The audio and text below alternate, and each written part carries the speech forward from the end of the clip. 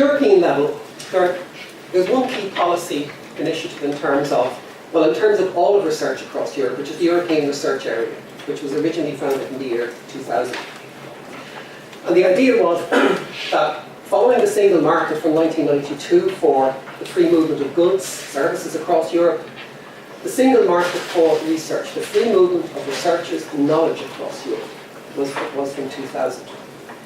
In 2005, there was the European Charter for Researchers. And even then, it was very clearly recognised that employers and funders must recognise the value of geographic and intersectoral, interdisciplinary, as well as mobility between the public and private sectors, and the private sectors in the broadest sense.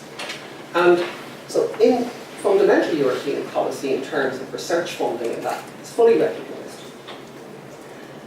For the recruitment of researchers, and this is another critical aspect, because researchers will always ask, what's the benefit, what's the point of doing part of my PhD in industry? Will it get me a job in academia? Will it be taken into account? Will I get publications? If I don't get publications, I ain't going to get my citations and impact factor, and therefore I won't get a job as a researcher. So that factor comes into, and again, in the Code of Conduct for the Recruitment of Researchers in 2005, it stated very clearly that the full ranges of experience of research should be taken into account during either recruitment, but also career progression as well.